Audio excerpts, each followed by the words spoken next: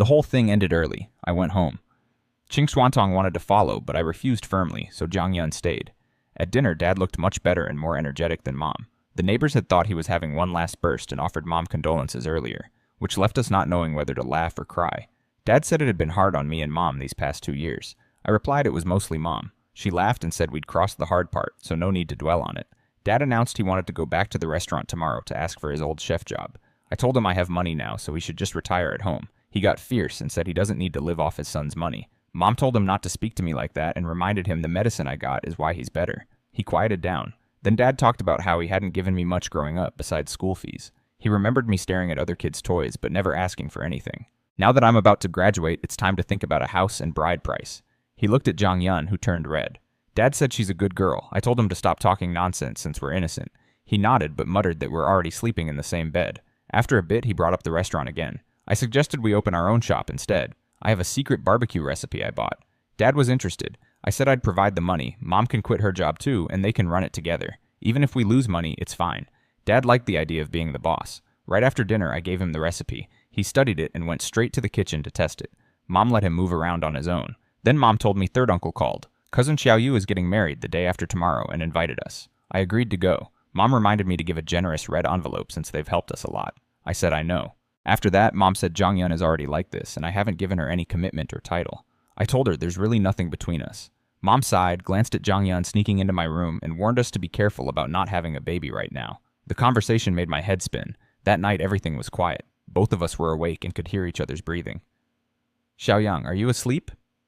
I said, I'm heading back to school in a few days. She just nodded. I offered to take her home tomorrow, but she said no again. I was puzzled because she had come to JM City to go home, yet now she wasn't in a hurry. After some silence, she admitted she lied to me. I wasn't surprised. She said she didn't plan on going home and didn't know where else to go. Her school isn't even the medical college, it's the business school at Jiangdu University. I told her I can't hear a single true word from her. She sounded pitiful and said she didn't mean to lie. I said it was fine. She asked if I've watched TV dramas about wealthy young ladies forced into marriage. I said those are the kinds girls like. She sighed and said it's not all made up, but where is Prince Charming? I told her he'll appear and that we should sleep. In the morning, Mom woke me up. Zhang Yun was already helping in the kitchen with an apron. Mom said I was lazy and that Zhang Yun went grocery shopping with her early. At lunch, Mom kept giving her food and Zhang Yun kept thanking her shyly. I joked about how she borrowed so much money from me but never said thank you.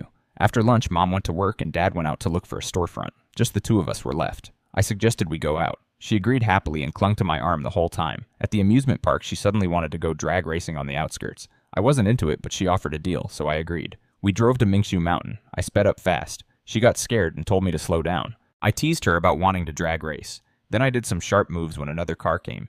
She panicked and covered her eyes. After I slowed down, she swatted me and said I bullied her on purpose. I laughed and stopped by a small lake. I asked if she was happy. She said yes and suddenly told me she likes me. I was stunned. Then a task popped up in my mind. Zhang Yun's confession. Option 1, accept, get 1 million. Option 2, reject, get 5 million. It was the same task again. This time I didn't think Zhang Yun was only worth 4 million. Her I like you felt different. I looked at her. She had her face turned away. A blue and white bird flew in through the sunroof, landed on her shoulder, and pecked at her clothes. Zhang Yun smiled happily at it. I laughed and told her it was a magpie. She played with it until it flew away. I said she really is quite pretty. She smiled and asked if she could hug me. I nodded. She leaned into my arms and told me her family is very rich, richer than me. I joked that I'd have to charge more interest then. She nuzzled against me. After a while, she said she was leaving and we might never see each other again. I felt a pang, but just said I know. I stroked her head and suggested we go back. She asked me not to drive fast. I drove slowly this time. The 5 million appeared in my account, but I didn't care. Then my phone rang. It was my cousin Xiaoyu. He said the wedding was off because Lin Yun's parents made demands he couldn't meet. I told him to wait at home and drove over right away. Zhang Yun asked what happened, and I explained. 20 minutes later, we arrived. Xiaoyu was sitting by the door in a suit looking down. His friends were comforting him. They told me Lin Yun's parents suddenly wanted a 300,000 betrothal gift and a $1 million luxury car for the wedding tomorrow. I frowned. It seemed like they were trying to stop the wedding. Xiaoyu said Lin Yun was inside trying to persuade them, but they wouldn't agree. I told him to notify everyone that the wedding would go ahead as planned. He asked if I had a way. I said I can't borrow a car, but I can buy one. I patted his shoulder and walked into the house. I walked in and greeted Lin Yun's parents. Zhang Yun followed me. I told them I was Xiaoyu's cousin. They thought I came to persuade them. I said their requests were actually quite good because marriage is a lifelong thing and needs proper preparation. They laughed and agreed, saying Lin Yun is their only daughter and they need security for old age. They weren't looking down on Xiaoyu, just wanted reliability. Xiaoyu walked in and looked dumbfounded. I told him I'd handled the wedding car. The parents said it can't be a rental. I said I know and suggested we all go see the car together. They got into my car. Father Lin said the interior was nice and must have cost at least $200,000. I smiled and agreed. Half an hour later, we arrived at a Maserati dealership. The parents' eyes lit up when they saw the quattraport. They really liked it. The salesman said it cost $1.48 million. The parents said if I could borrow this car, they wouldn't obstruct the marriage. Xiao Yu looked devastated. I asked the salesman if we could finish the paperwork today and drive it away immediately. He said yes. I nodded and said, "This is the one. I'm buying it." Swipe the card. Everyone froze. "Xiaoyang, you're not joking, right?" Xiao Yu and the others were stunned. They knew my family situation and thought I was messing around with a $1 million+ car. Zhang Yan just held my arm quietly. I took out my bank card and told the salesperson I was serious. Xiao Yu tried to stop me, saying the joke had gone too far. I patted his shoulder and followed the salesperson to complete the payment. Everyone else came along worried. I came back with the receipt and contract. The salesperson confirmed I had paid in full. They were shocked. Xiao Yu pulled me aside and asked where I got the money. I laughed and said I'd earned it legitimately through business with friends. He sighed that university really changes people. I told him to sign the contract. Lin Yan asked why he needed to sign if I was buying it. I explained this car is my wedding gift to brother Yu, so it needs to be in his name.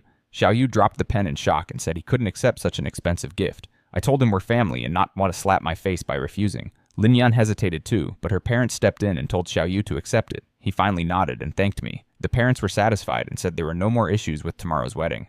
The atmosphere became warm. They even dropped the bride price demand. Everyone praised me, but I stayed low-key. Zhang Yan stood beside me looking proud. It took some time to finish the paperwork. While we waited in the lobby, everyone finally noticed Zhang Yan. Mother Lin said she was really pretty and that we made a perfect match. Zhang Yan leaned closer to me shyly. She whispered that she wanted to be my girlfriend just for today, like Qing Xuantong had been. I pulled her into my arms and told them, yes, this is Zhang Yan, my girlfriend. Lin Yan called her sister-in-law and said she was beautiful. Zhang Yan smiled and thanked her. After the paperwork was done, Xiao Yu could hardly believe he was sitting in the luxury car. I told him to remember to have the bride toast me tomorrow.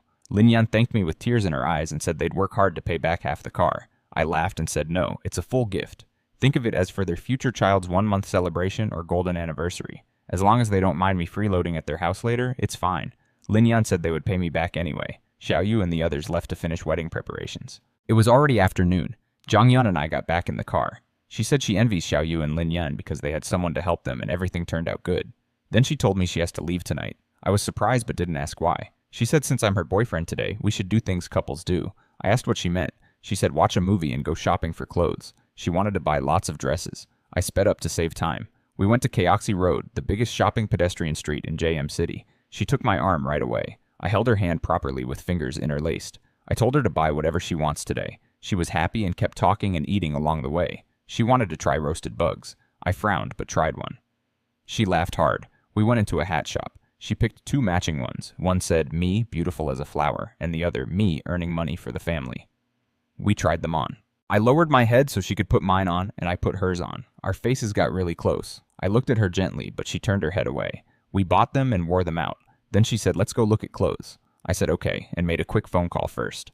After that, we walked hand in hand into the largest clothing store on the street.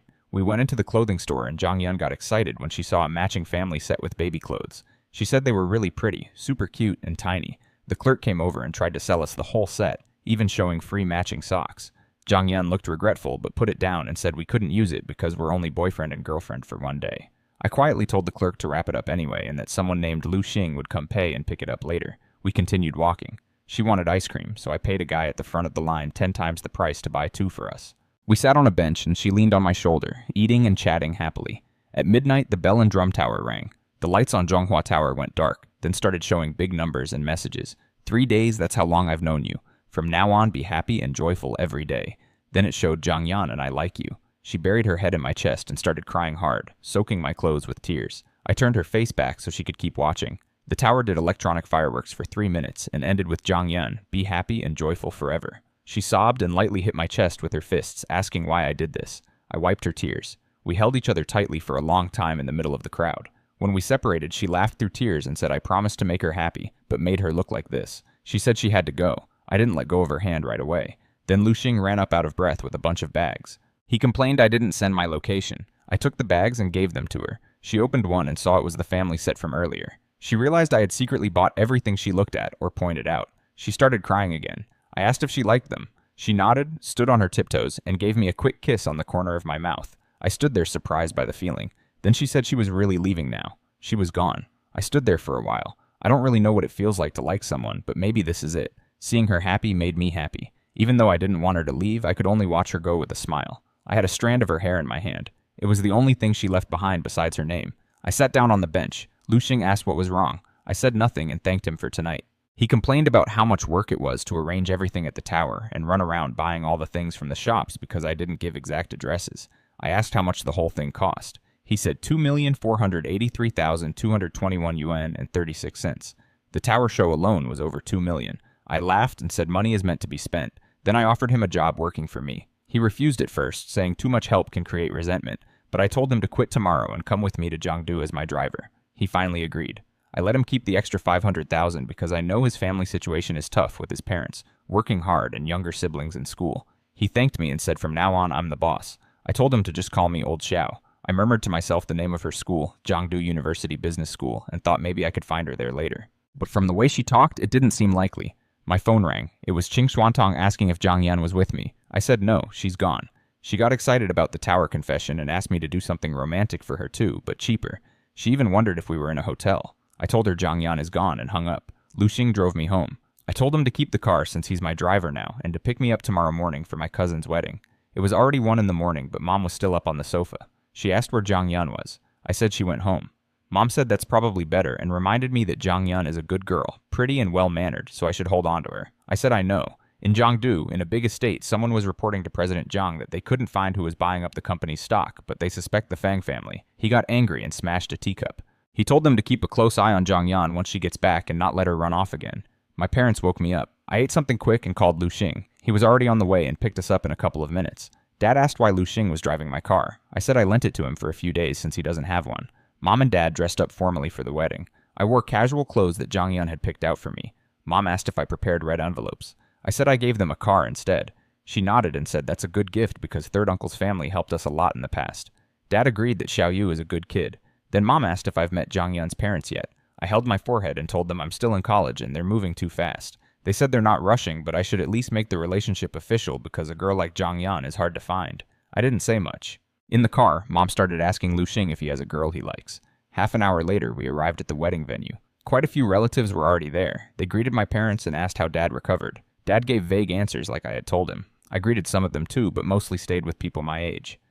Chen Bei, an old high school neighbor, asked if I bought the car. I said yes. He said he bought a BMW 3 Series recently and now has big monthly payments. He laughed that driving it gets girls asking for directions at the technical schools.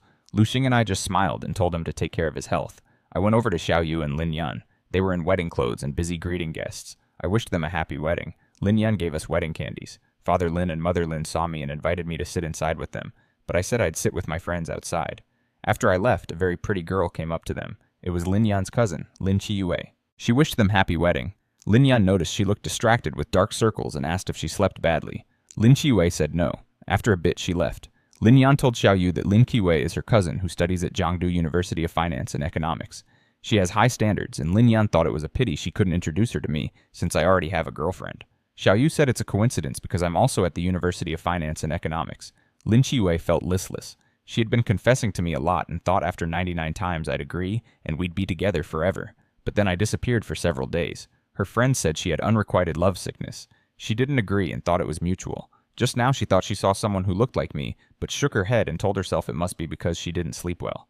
Hey beauty, looking for someone? Chen Bei walked up to Lin Qiyue and shook his car keys. She frowned and said coldly she doesn't know him. He kept talking and offered to take her for a spin. She didn't even look at the keys and told him not to bother her. When he still tried, she asked if anyone ever told him he's very ugly. His face darkened. He snorted and left. Lin Qiyue sighed and went to sit in the inner area with the relatives so no one would bother her. At my table, everyone was talking about jobs and dreams. Someone asked if I gave a red envelope. I said I didn't bring cash. Chen Bei spoke up and said some people are thick-skinned for showing up empty-handed and still talking big. Lu Xing got annoyed and told him to mind his own business since we're cousins. Another guy said today is a happy day, so stop arguing.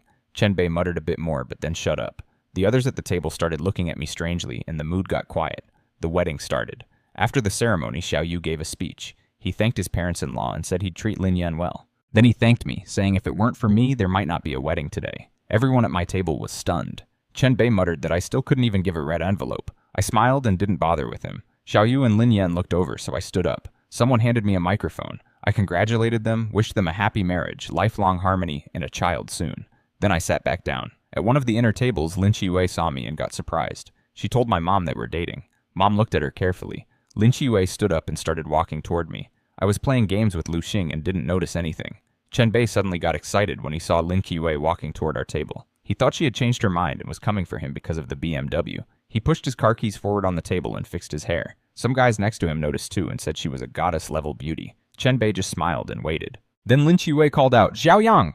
in a clear voice. I turned around and froze. It was really her. Everyone at the table turned to look. Chen Bei sat there with his mouth twitching, unable to speak. Lin Qi smiled at first, but when she saw me playing games, she got annoyed. She slapped my shoulder and said my name sharply. I jumped and turned around. She asked if she could add a seat. One of the girls quickly brought a chair for her. She sat down and pinched my cheek, laughing. I moved her hand away and asked why she was here. She said the bride is her cousin. I said the groom is my brother. She asked why I didn't tell her I was coming back for the wedding.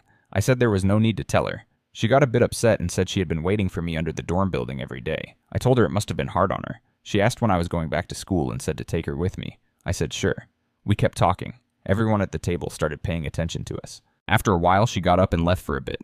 While she was gone, the guys started asking who she was. I said she's Lin Yan's cousin and just a classmate from school. She's the school beauty, so it's normal we know each other. Chen Bei and some other guys perked up when they heard we were just classmates.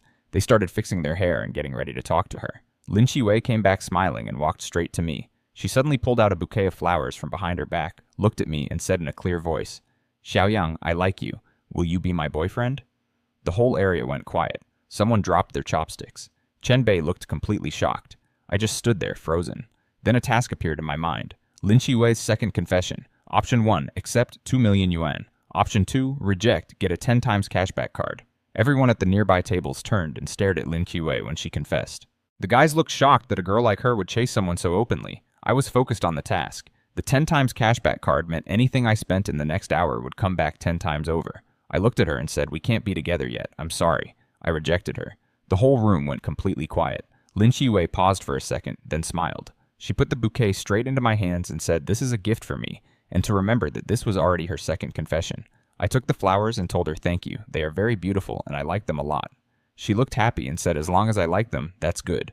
She asked if she could hold my arm. I agreed, but told her not to hold too tight. She hugged my arm right away and rested her head on it like a quiet kitten. Everyone around us was stunned. Lu Xing counted on his fingers and mentioned Jiang Yan, Qing Xuantong, and now her. The wedding went on normally after that. Xiao Yu and Lin Yan came over to our table to toast. I wished them a happy marriage, lifelong harmony, and children soon. Xiao Yu thanked me again and drank a full glass. I drank one too. Lin Qi asked why they keep thanking me like I'm the matchmaker. I said I just helped with a small favor. Then Father Lin and Mother Lin came over with wine glasses and thanked me too. Mother Lin looked at Lin Qi and told me to take good care of her for now. I said, "Don't worry, Auntie." People at the other tables started talking quietly. They wondered why the bride and groom toasted me fully and why even the parents came over to thank me. Some asked what special status I have since I'm just the groom's cousin. Chen Bei sitting across from me looked more and more uneasy and jealous. While everyone was still wondering why the bride and groom and even the parents came to thank me, the news about the wedding car spread through the crowd. Someone had given Xiao Yu a luxury car worth 1.48 million. It wasn't something I announced, but the friends who were there must have mentioned it. People were shocked. Ordinary folks couldn't earn that much in a lifetime, yet someone just gave it away like that. The whole banquet started buzzing with whispers about who could be so rich. Mom was shocked too when she heard. She remembered I said I gave Xiao Yu a car and couldn't believe I spent that much. She thought it was too wasteful. At our table, people kept talking about it. They said whoever gave it must be really close to Xiao Yu or just insanely rich. One guy wished he had friends like that. I just smiled to myself. Lu Xing looked at me suspiciously but stayed quiet. Chen Bei started bragging that if he met the guy, he'd call him Big Brother right away. Then he tucked his own keys away. I kept chatting with Lin Qi. She had a lot to say. Chen Bei got annoyed again and sighed loudly about how some brothers don't even give a red envelope while others give luxury cars. He said character is the most important thing and he looks down on people like that. I pinched my nose. Lu Xing looked ready to argue, but I held him back and shook my head.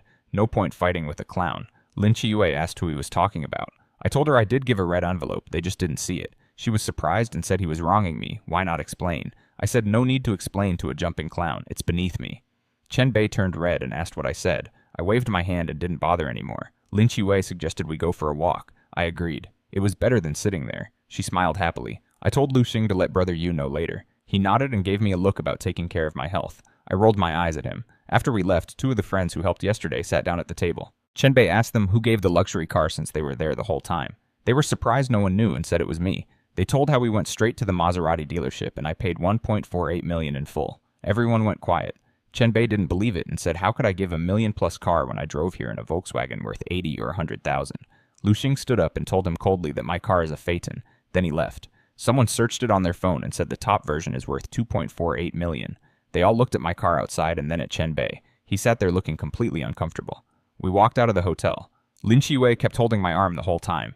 We went side by side along the road. I said it was a coincidence running into her in JM City. She asked if this was my hometown. I nodded. Neither of us said much after that, and it felt a bit awkward.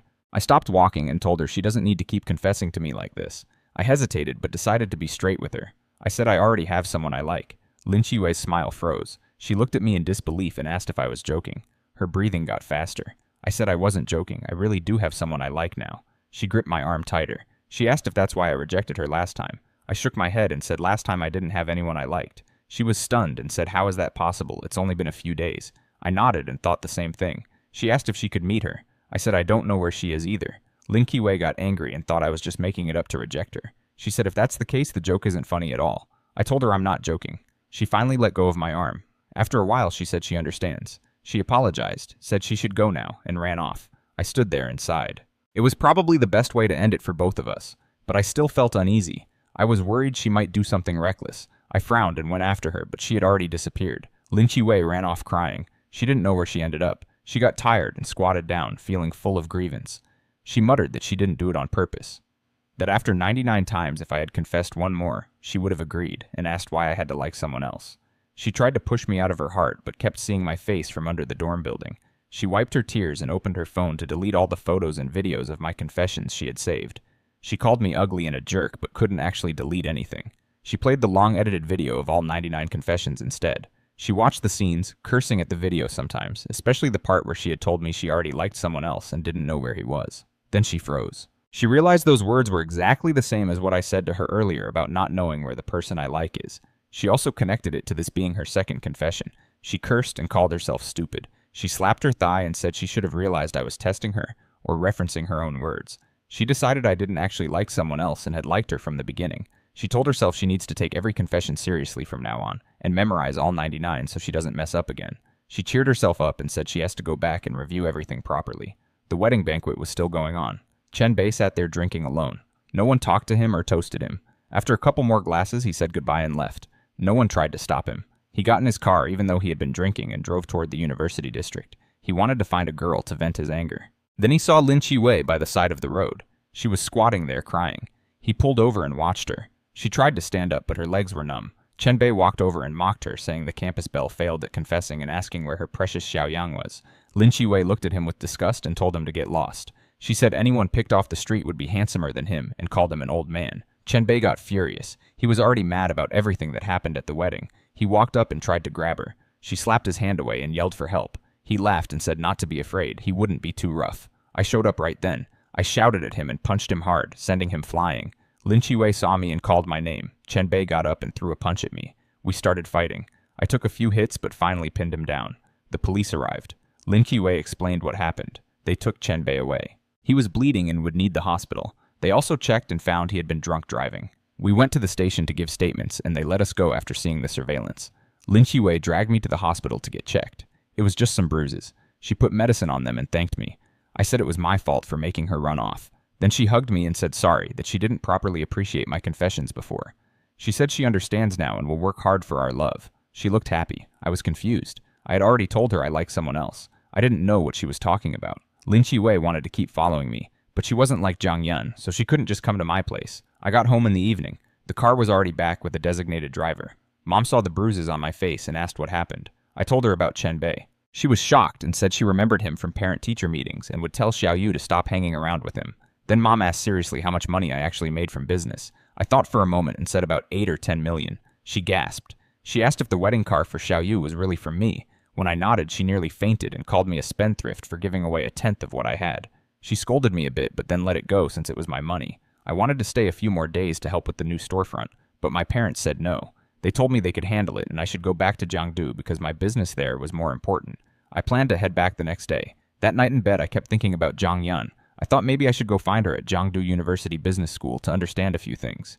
My phone rang. It was Qing Xuantong. She told me to call her Xuantong and sounded gentle. She asked if I was going back to Jiangdu. I said yes, tomorrow. She said she was going back too and would come find me. I agreed. The next morning I was half asleep and thought I heard Lin Qiwei's voice. I turned over and sighed in relief, thinking it was a dream. Then Mom pounded on the door and said the girl from yesterday had come to the house. I got up and opened the door. Mom looked a bit excited and a bit annoyed. She poked my forehead and said I only know how to mess around with girls like my dad. Dad muttered that he never did that. Mom warned me to handle it properly, make friends if I want, but don't ruin the girl's reputation or be fickle. I went outside. Lin Qiwei was standing there with a flushed face. She said, "Xiaoyang, I like you." The neighbors and the security guard were all looking and commenting that she was really pretty and that I had game. Even the kid next door stared with envy. I rubbed my head and walked over to Lin Qiwei. She had her head down and looked shy. She brought me a scarf and wrapped it around my neck. She said it looked good because I'm handsome. I felt embarrassed with all the neighbors watching. I asked how she found my house. She said she asked Xiao Yu. I told her we should go inside to talk. She got nervous and said she didn't bring any gifts except the scarf. I said it was fine and took her hand inside. Mom and Dad were sitting in the living room. They were surprised to see her. Lin Qiwei saw Mom and got embarrassed because she had told her yesterday that we were together. Mom smiled, took her hand, and sat her down. Mom told me to go back to my room.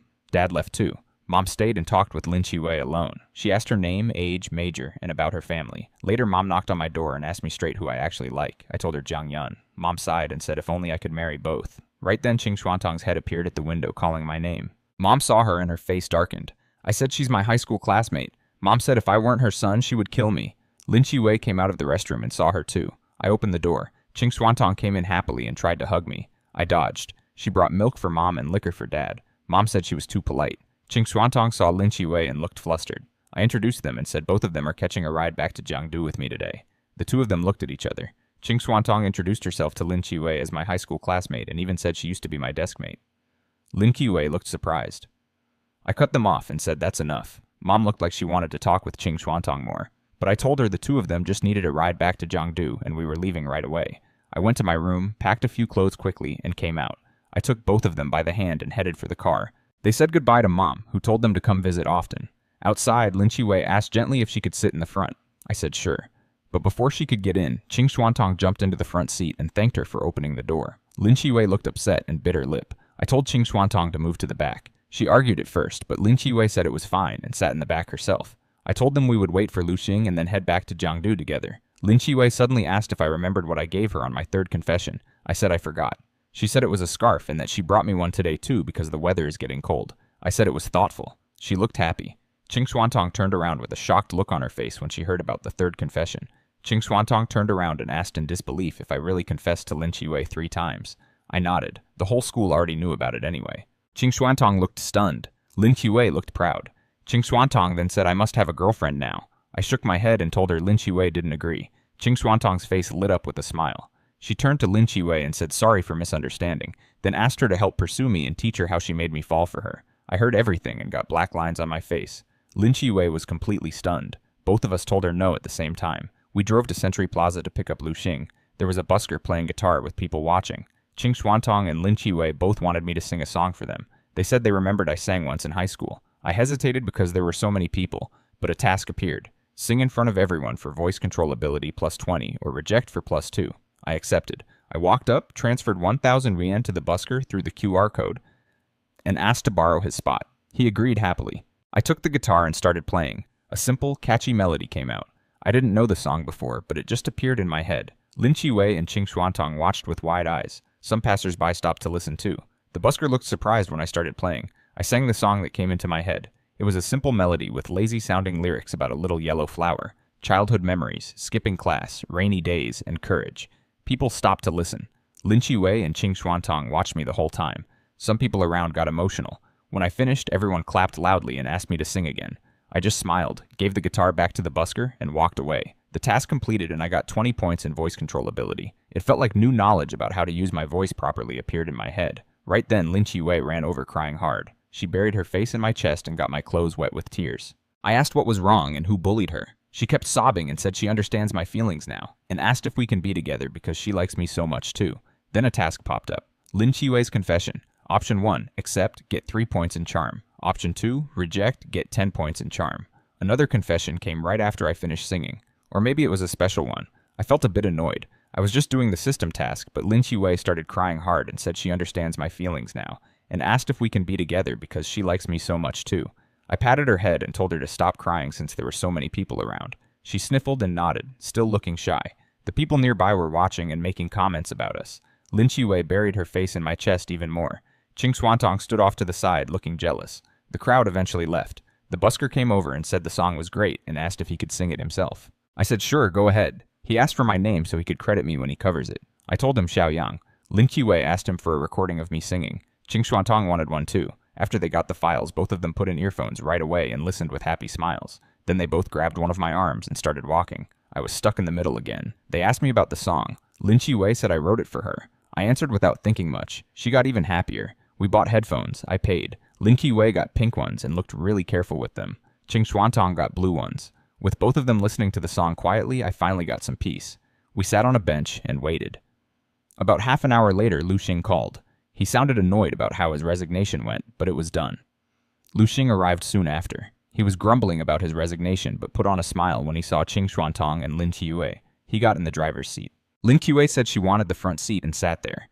Qing Xuantong opened the back door for me, and then got in too. Before we started, Lin Qiwei got out and squeezed into the back with us. Qing Xuantong glared, but made room. Lu Xing started driving with an envious look. The trip back to Jiangdu took a couple of hours. The two girls bickered for a bit, then both fell asleep leaning on my shoulders. They had earphones in, looping the song I sang. I chatted with Lu Xing. He asked what he should do once we get there since I'm still a student and won't need a driver every day. I said I'd think about it. He told me about the jobs he had done after high school. Auto mechanic, selling houses, selling cars, real estate. He asked what kind of business I was doing and warned me if it was anything illegal to stop. I said of course not. While we talked, a task appeared. Use my money to earn 5 million in profit for a reward of Jiangdu City's 1-year planning map. I thought about it. I'm an economics major, but don't really have deep knowledge in anything specific. I kept thinking about what to do until we reached Jiangdu. I told Lu Xing to drop the girls off at school first. We went to the medical college since it was on the way. I woke Qing Xuantong up. She had drooled on my shoulder. I gave her a tissue and told her to get out. She laughed, said she'd buy me new clothes next time, then suddenly kissed me on the face before getting out. I wiped it off and told her to get lost. There were many people at the school gate and they saw everything. In the car, I checked my bank balance and saw over 14 million yuan. Most of it came from Lin Qiwei. 5 million every time I turned down her confession. She was asleep with her head on my shoulder at the time. We pulled up near campus and I spotted Li Ji and my other dorm mates. Li Ji asked about my uncle, then noticed Lin Qiwei and accused me of lying about the whole rejection thing and running off with her. Everyone piled on. I told them I just gave her a ride. Lin Qiwei woke up, saw everyone staring, got embarrassed, and left. I introduced Lu Xing. Li Ji sized up the car and guessed the price. Before Lu Xing could answer, I said it was his car and he'd given us a lift. I suggested barbecue since it was Lu Xing's first time in Jiangdu. Li Ji said midday was a weird time for it, but when I said I was paying, everyone immediately agreed. The guys pointed out I owed them anyway for helping brainstorm all the gift ideas for Lin Qiwei. At the restaurant, the prices had gone up by about a third. The waiter shrugged and said everyone was raising prices. Li Ji explained how takeout had gotten expensive too. Fees stacked on inflated prices, discount coupons that don't actually save you anything. I hadn't noticed since I rarely order takeout. Someone broke down the markup on skewers and said the margins were huge. Lu Xing started to bring up Qing Xuantong's family's place but didn't finish. I figured their problem was location. The school relocated and left them stuck in a back alley. Once the food came, we ate and had a few drinks. Lu Xing mentioned this place was nowhere near as good as Qing Xuantong's barbecue. I agreed, but noted it stayed packed anyway because it was close to several universities. Students came for the atmosphere, not the taste. That's when it hit me. The Qing's food was genuinely better, and if someone put them near a university district, students would choose them over this. I'd been stuck trying to figure out how to complete the system's task the whole drive back. This felt like the answer. That night, Qing Xuantong's dorm mates had seen something about her on a forum and were asking if she'd really kissed some guy. She told them to drop it, then admitted she was basically throwing herself at someone and he still wouldn't go for it. They were stunned. Apparently that's unheard of with her. She put on her headphones and tried to sleep. She told me later what she was thinking about. Back in second year of high school, a group of drunk guys had cornered her at night. Some guy stepped in and fought them off alone, told her to run, and ended up missing 2 weeks of school. When he came back, he had bandages on his head and was limping. He never told anyone what happened, so people just assumed he liked to fight. That was me, apparently. Though I didn't know she was in my class or that she was the school beauty. She said that's when she started having feelings for me. Later, Lu Xing had told her I liked her and was planning to confess at a school concert. She turned it down, said high school wasn't the time for that. After that, nothing happened between us. She thought she'd moved on until she saw me at her family's restaurant and realized she hadn't. She opened my WeChat, typed something, then deleted it. Figured I was probably asleep. She didn't sleep well that night. Zhang Yan wasn't sleeping either. She was grounded. No internet, no signal. She had a photo of the two of us on her phone and was looking at it. Her mother came in and tried to be gentle about it, said she and her father were doing this for Zhang Yun's sake. The plan was for Zhang Yun to marry into the Fang family. Her mother said Fang Jingyang had a good reputation and was decent looking, and that couples grow on each other over time. Zhang Yun pushed back and said she knew the real reason. The company was in trouble and they needed the Fang family's support. She also said she knew exactly what kind of person Fang Jingyang actually was. Her mother didn't deny it. She said men have their habits, but what matters is that he treats her well at home, and that those things sort themselves out with age. Then she brought me up, said she'd looked into me. Son of a worker, father seriously ill, no money. She laid it out in detail. What kind of life would that mean for Zhang Yun? Worrying about food, counting every yuan, giving up everything she has now. Her mother said she and Zhang Yun's father had built everything from nothing, starting in a place that was 10 or 20 square meters, and they weren't going back to that. She didn't want that for Zhang Yun either. She asked her to marry into the Fang family and keep living the way she always had. She was emotional about it, close to tears. Then she left.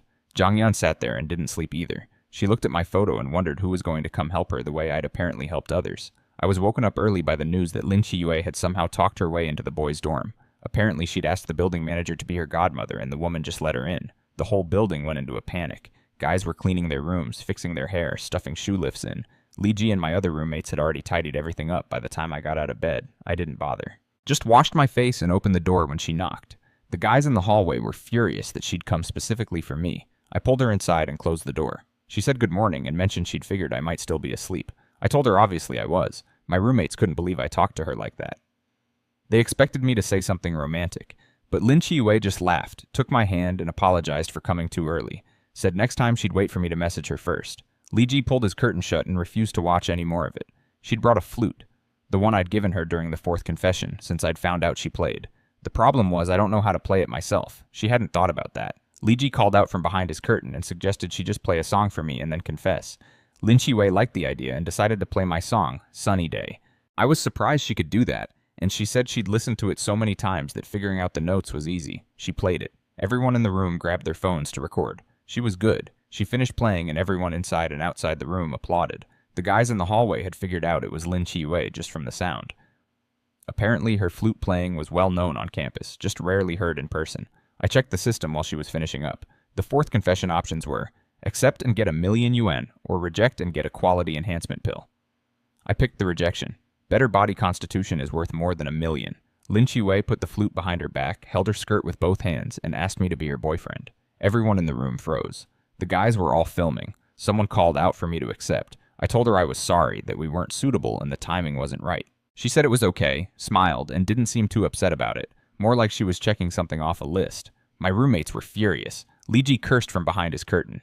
Then she handed me the flute as a gift. I tried to play it and got nothing out of it. She offered to teach me, which set the guys off again since the mouthpiece had just been on her lips. I put the flute on the table and asked if she'd eaten. She hadn't. I grabbed a jacket and said I'd take her to breakfast. She linked her arm through mine and we walked out. The hallway was packed with guys staring at me. I asked them to make way. Lin Qiyue kept her face buried in my shoulder the whole time, ears red. Once we were out of the building, the howling started behind us. I regretted taking Lin Qiyue to the cafeteria almost immediately. The moment we walked in, people started gathering and staring. Lin Qiyue got embarrassed and spent several minutes taking tiny bites of one steamed bun until it went cold. I noticed, took it from her, and went back to get 2 fresh ones. On a whim, I tore off a piece and fed it to her. She went red immediately. Then she just opened her mouth and waited for more. The guys watching were devastated. I tapped her nose, fed her 1 more piece, then told her to eat by herself since I had class soon. She finished the bun without taking her eyes off me the whole time.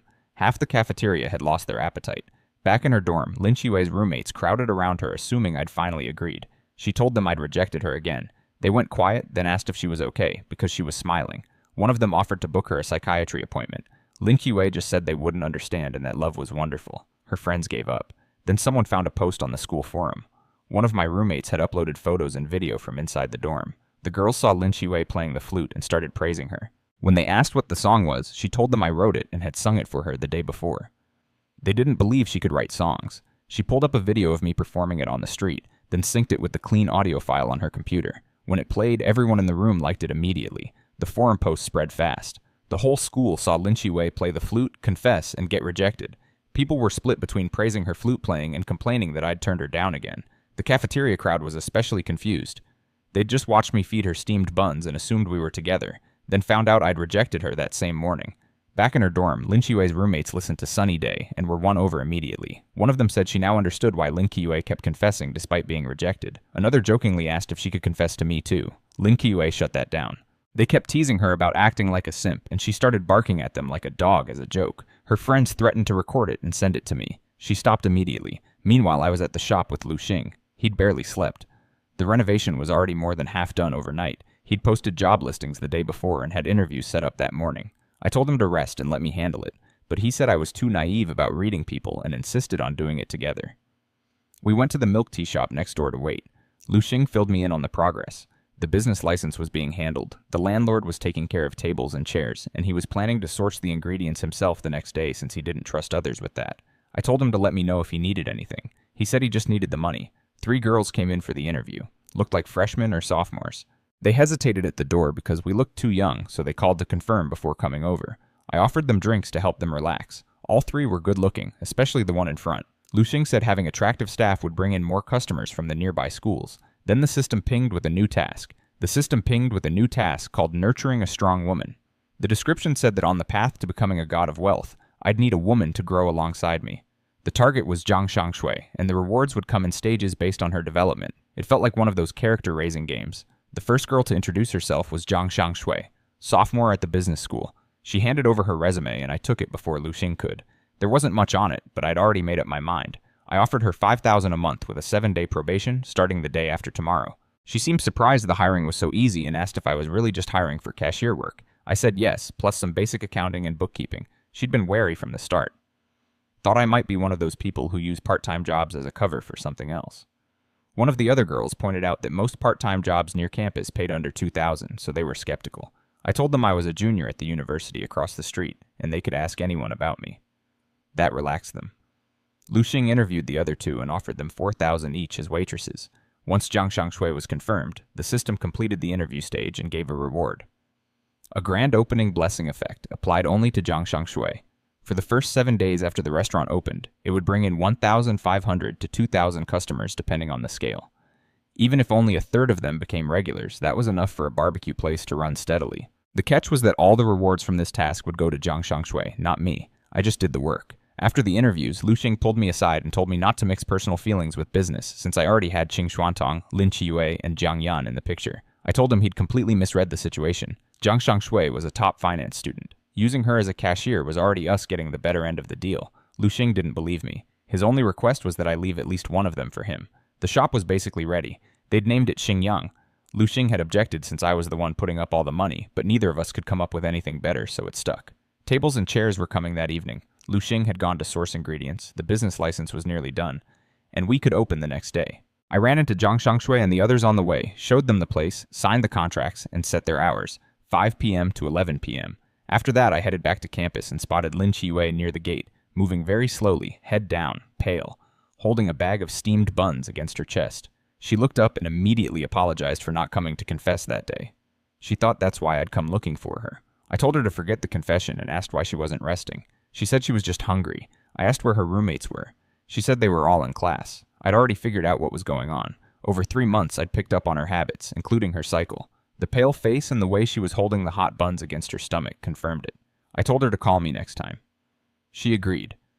Then she tried to walk back and winced from the pain, so I picked her up and carried her. She buried her face in my shoulder the whole way across campus. When we got to her dorm building, the manager wouldn't let me in, so I turned around and took her to my dorm instead. Lin Qiue poked her head out and called the manager her godmother. Same trick as before. And the woman waved us right through and told me to take good care of her goddaughter.